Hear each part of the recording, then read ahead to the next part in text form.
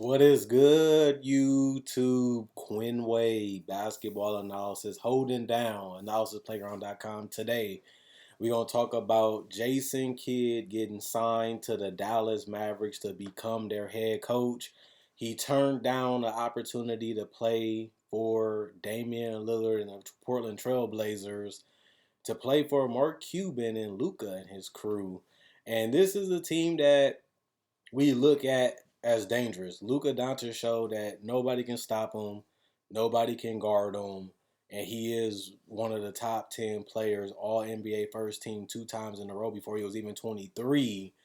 And you can't really pass up those type of opportunities, especially when you got a manager that wants championships and willing to pay and do whatever he has to do to acquire the talent that's necessary to be able to win not one but multiple. As Luka is still under his rookie contract, and we know that they're going to try to give him the max extension because he is a transformational generational player. Um, in my personal opinion, they still have a lot of things to figure out. Jalen Brunson didn't really play as well in the playoffs as you would have hoped, like he did in the regular season. Tim Hardaway Jr. was a little streaky. He was able to help them win fourth quarters in the Clipper series. And then he also disappeared in fourth quarters in the Clipper series. And this is a guy that you brought in the Porzingis trade. And he has been a great piece and has been productive for them, but you need him to be more every single game, especially in the Western Conference when we know how hard it is to make it to the playoffs, but how hard it is to win in the playoffs. And when you're getting paid the amount of money that Tim Hardaway Jr. is, you need him to be a legitimate force every single game. Especially when you're paying him that much money. And you can say the same about Porzingis. People looked at Porzingis as an MVP caliber guy in the future because he was already an all-star with the New York Knicks. Then he went down and went to the Mavericks and haven't been in the all-star game since. He has been putting up productive numbers in the regular season, giving you 20 and 8 efficient numbers from the field and from the three. You would like him to be a little bit more assertive and a little bit more dominant, but it is hard to do when you have Luka Doncic making all the shots and making all the plays, and you have to adjust and play off of him. You're not going to be able to play your game. You're not going to be able to get the looks you want to get because you do have to play within Luka because he has been the system, and I don't really think that that's going to change too much with Jason Kidd because you have to have other guys that you can usually put the ball in the hands of that you can trust. And who can you trust more with this roster currently constructed than Luka? Nobody. You really can't. And that's why they put him as a point guard because he's their best scorer and their best decision maker. And that's why he has the ball in his hands so much. But I think that he is going to have to find ways to mix it up because they do become a little predictable and they do rely on a lot of tough shots by Luka. And even though he's going to be getting paid a super max, you don't want that wear and tear on him to be carrying the weight of the world each and every night and got to do it even in the playoffs. And then when somebody doesn't step up or enough people doesn't, you want to blame them when they also have to be able to play with Luka. So I think the Luka dominate the ball thing will work. It has won games. It helped have them almost in the second round, but it's not the greatest thing for the entire team. But I guess they're just going to live and die by that until they can find somebody that can be as good as Luka, or you're not going to really find too many players that's available that's going to be better. So it's going to be interesting because I feel like when I watch this team play, this team can shoot. This team has a lot of versatility, but they lost that Josh Richardson trade. Steph Curry would have been amazing for them if he would have stayed in Dallas. Having a guy that can stroke the three, can hit the shots off the dribble from time to time, and can really light it up, he would have been the missing piece that they needed to get over the hump over the Kawhi Leonard Clippers. And a lot of these games was close. A lot of these games, the Mavericks was almost there. They just needed a little bit more juice. They just needed a little bit more. And Seth Curry would have supplied that because you got nothing really out of Josh Richardson, especially in the games against the Clippers. And that just can't happen when you're paying this man 20 million almost, and you needed him to be this playmaker hybrid guard, kind of like a combo guard that can switch and play multiple positions. And he wasn't the greatest defender, and he wasn't a great offensive player, and he didn't fit well with Luka at all. That's a complete failure. At least you knew Seth Curry was going to fight. At least you knew he can be a solid defender. At least you knew he was deadly from three. Even before you traded him, you knew these things. And you took a gamble to see what grass be greener by flattening your offense a little bit to increase your wing defense. And it just didn't happen. It didn't happen. And it made sense when you look at it from that perspective. But as we watched how it played out, Josh Richardson just wasn't the fit that they hoped that he would be, and they lost that trade, in my personal opinion, when you look at that swamp. And I think they would like to take that one back, if I had to be honest. But with this team currently constructed, they're still a dangerous team.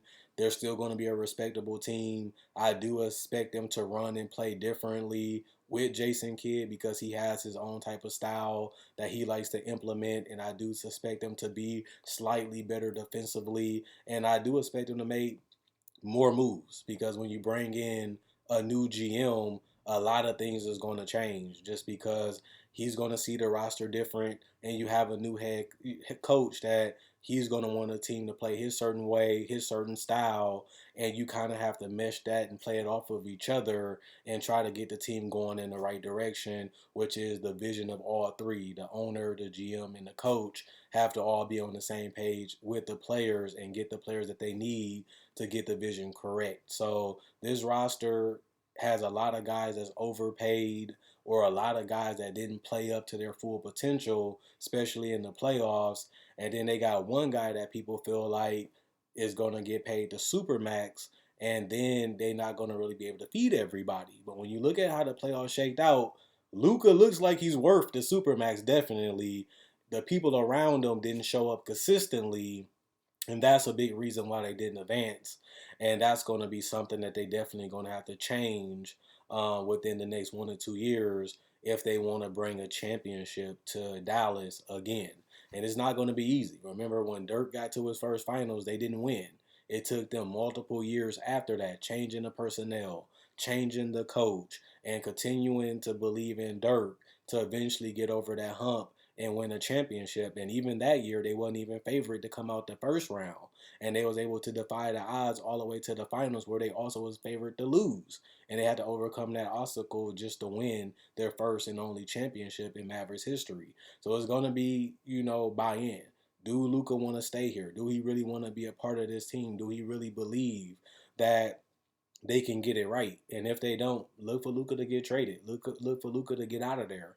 He's going to get his money from anywhere. Anybody that has money will make money room for him because he's just that iconic already. He's just that good. He is one of the best players in the world. So if Luka want to go here, anybody would trade for him. If Luka want to go there, any team would make the cap room for him, and that's just reality. You're going to get a good haul back for him too. You look at what they got for James Harden. You look at what they got for Drew Holiday and a lot of these guys like Anthony Davis. Just imagine what you will get for a 25, 26-year-old Luka that has already played at an All-NBA level twice before he was even 23.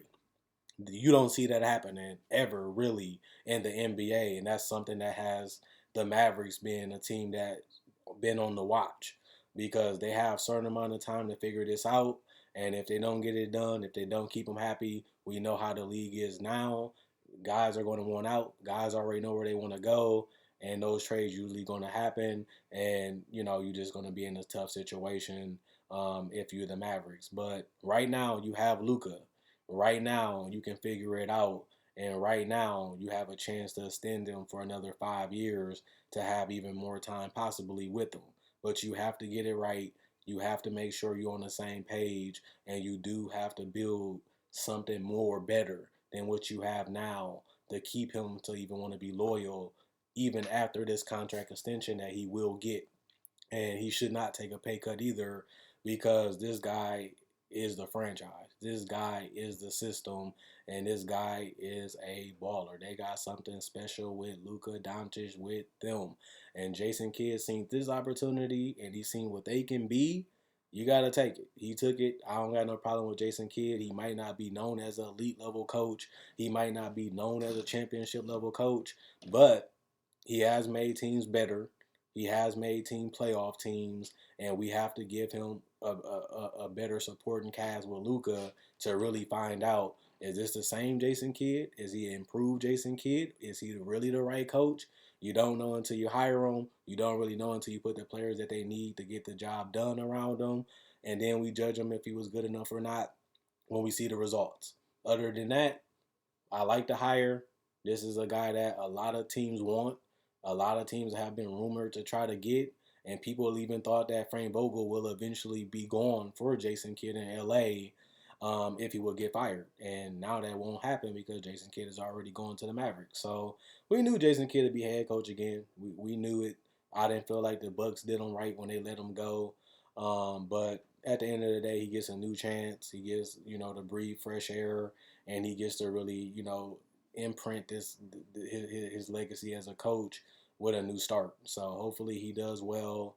Hopefully he really figures this thing out and take advantage of having one of the best players we have in this league while he's in Dallas, and hopefully he has success. So I'm rooting for you, Jason Kidd. I met you at Summer League, and it was good because I grew up liking Jason Kidd as a player, and it was fun to meet him, and it was fun to see him coaching the Bucks and helping them turn around from being one of the worst teams in the league to being a legitimate playoff team multiple seasons.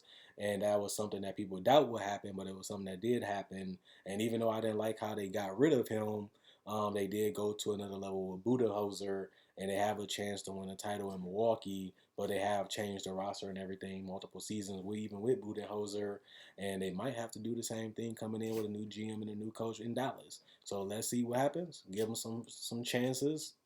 Give him some time to figure this thing out, and let him make his mistakes and let him grow and learn with this team and his organization.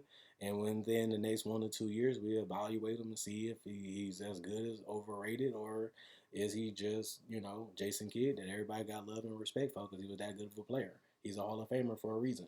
And he's a great decision maker, a guy that has won a title, a guy has led a team to the finals. Hopefully he can lead this team to one and really help and nurture and mature, even from a player perspective, to Luca, and enhance and take his game to another level. So let's see what happens. Quinn Wade, Basketball Analysis, I'm signing out. Let me know what you guys think. Was this good? Was it smart? Was it stupid? Or will they regret it? Or was it a better coach? Or should they win with somebody different? And whoever you feel like that should be, let me know in the comment section below. Other than that, I'll be back to y'all with the Atlanta Hawks Bucks playoff reactions, and we about to see who wins this game. And see y'all then. Jason Kidd is a head coach again. I want to see if y'all excited about it, disappointed about it, or y'all ready to see what Luka is going to do next year.